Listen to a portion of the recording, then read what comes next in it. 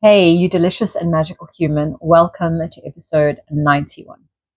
A little caveat. I was recording this before and I felt like completely stuck. The message just really wasn't coming through. So I've reset, restarted, taken a bit of a breather and a pause. I want to keep the message that I pulled from my fabulous little Oracle Doodle deck here. But let's see if the transmission that wants to reveal itself is a little bit more fluid in nature.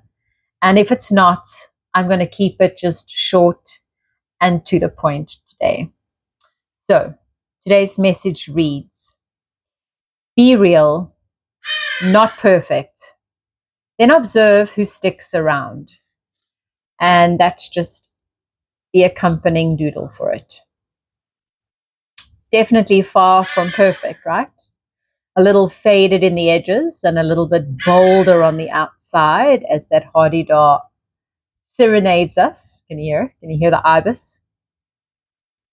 A hardy-dar. That's what we call them here in South Africa. The hardy-dar.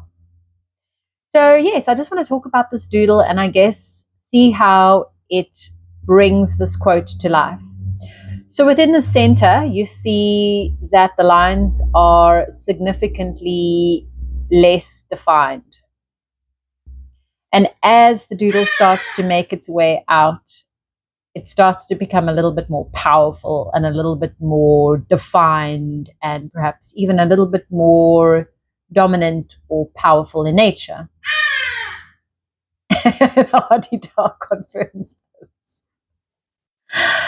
And I feel that this is just so beautiful because it's tying in so nicely with this quote. And it's something that I didn't even observe in the first recording, but it's definitely something that's coming through very clearly now. Of how, if you look at that center part, it's almost like where I felt I was residing for the first 40 years of my life. Okay. So for the last 4 decades, I really feel like that's where I've been residing. A little bit more faint, a little less pronounced, a little less defined, less bold, less dominant.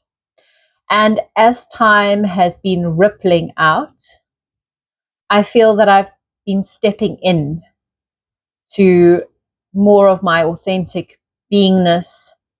I feel like I'm more comfortable in my skin. And I feel so much more content being in my own space and in my own company. Something that for me was so foreign and felt so uncomfortable. As a self-confessed people pleaser, this has definitely been something that life has been gifting me with and facilitating the opportunity for me to work with and step into so that I can start to master it. So yes, for those first 4 decades, it really felt like I was rippling along, but the ripples that I was making were really not making a big difference. And as I grow in myself, grow in my confidence, grow with age, with each rotation around our beautiful star, the sun, I can truly sense this need for external validation, this need to try and prove myself right. That was another thing that, wow, I really had to prove that I was right. You know, the conspiracy theorists, well, guys, step aside because I was a bitch. Okay. I was needing to prove everybody wrong so I could be right. And I had an experience with a very brief client that I helped navigate energetics with the end of last year in December. And I remember how we viewed life fundamentally so differently. And the person who I was before would have gotten so highly strung and would have done absolutely everything and anything to try and make this person view and see things the way I was seeing it. And it was so interesting because I had absolutely no desire to want to do that. Did it annoy me a little bit? Yeah, it annoyed me a little bit. Did it frustrate me? Yes, it did frustrate me because I guess I was seeing it from a different perspective and they were seeing it from a completely different perspective. And I was so grateful for that little encounter and for that relationship that kind of re-injected itself into my world, because it was someone who I actually used to work with many, many, many years ago. And I kind of reached out and tried to reconnect with a couple of people. And it was so interesting how life was literally shouting, "Girl, let that part go." And I was like, no, someone's going to hear what I have to say. Someone's going to see this new being that I've become. Someone's going to want to collaborate and partner because, who I was before was just like, everyone just wanted to like partner with me and work with me and, you know, and none of that was happening at all anymore. And after taking my 7-year sabbatical and cocooning and introspective, reflective, and transformational journey over these last 8 to 7 years, I thought I'd reach out and reconnect with a few of those people. And it was so funny how the people that did step in to just reaffirm and confirm that we just don't see things the same way at all anymore. In fact, that happened with 3, 4, 5. I'm just thinking about it, 5 people, right? And I mean, if you don't get it by then like, I don't know. And it's been so interesting because since I've made peace with that, I've opened myself up to the opportunity of collaborating with completely different people who I never, ever in a million years would have thought of approaching, collaborating with, stepping into places and spaces that I ordinarily would never have stepped into. And that's invoked quite a lot of curiosity over the past, dare I say, month. Yes, it's been that recent. But it has fostered and facilitated this curiosity. It's almost like lit the fire. And it's given me the confidence to be like, well, fuck it. Like, what do I have to lose? You know what I mean? I'm just like a new human. I've completely reinvented myself. What I do today, here and now, is completely different from what I did back then. 10 years ago, I was stepping into corporate. I was wearing different things. I was wearing the stiletto heels. I mean, I'm rocking the barefoot right now. I'm pretty much in sweats all day. My work is highly creative, and when I create it, it's created and it just lives by itself. And the work that I was doing before, I used to put so much energy and time and my effort into it. And then I used to give it to these humans, and I almost felt like it just used to sit on their desktops and nothing really used to come of it. It's almost like I was ticking all the boxes, but once the boxes were all ticked, the piece of paper was kind of just pushed to the side, and then we would move on to the next piece of paper. And so it went. So all of that energy and all of that time that I was putting into ticking these boxes never actually amounted to anything. They kind of just like were getting ticked for ticks, like just so that I could tick it off. But there was no like real long-term goal or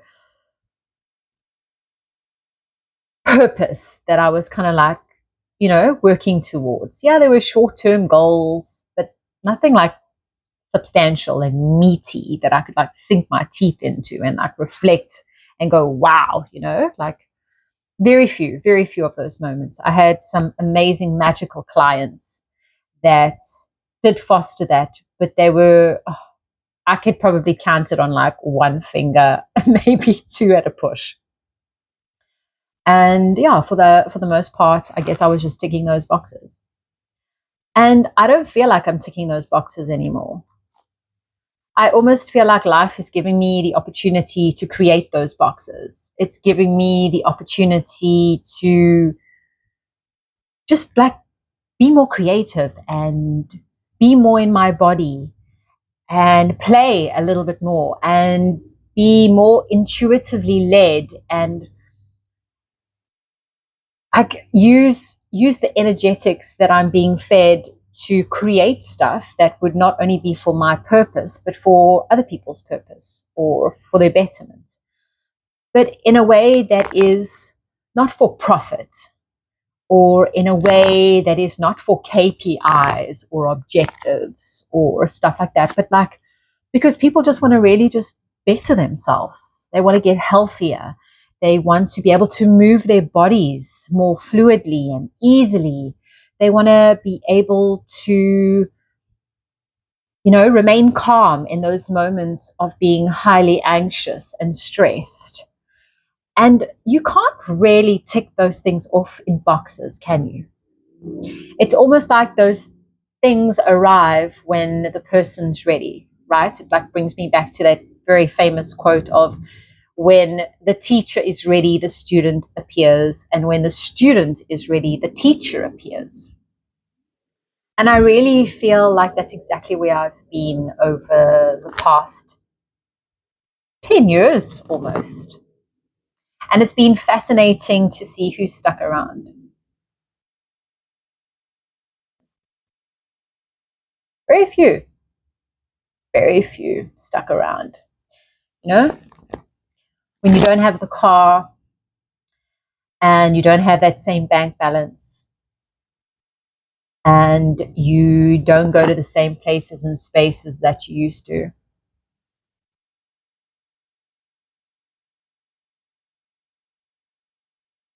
Things start to change because you start to change, right? Life starts to test you a little bit and starts to see, what are you prepared to give up in order for you to get where you want to get to. And sometimes getting where you need to get to is like completely unknown even to you. But somehow life knows where you need to go. And it will shift, move, pluck out all those people, spaces, and places that are no longer of service to you, and put you on the trajectory and path that you are destined to go in. And the more we try and fight this, the more the suffering ensues. And if we just kind of, what's the right word? If we almost, if we flow with the wave, the struggle won't be so much. We'll just kind of like drift a little easier. But we like to fight. It's okay. Sometimes that makes us a little stronger and more resilient, And even those moments are divinely planned and divinely orchestrated, because yes, sometimes we have to build those muscles in order to climb that mountain. Sometimes we need to pull a muscle because we need to take some time to rest and just be present in where we are. So, magical human, whoever finds this message, remember, be real, not perfect. And then just observe who sticks around.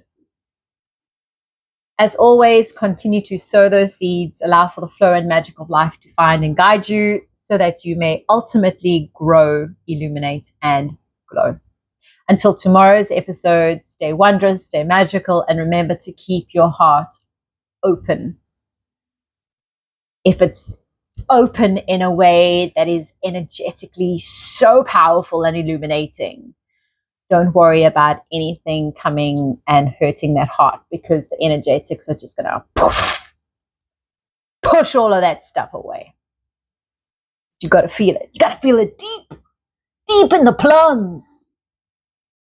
And your heart also. If you've got plums, feel it deep there, and then feel it deep in your heart as well. Anyway, guys, have a good day. Bye. Bye now. Bye. Bye. Bye.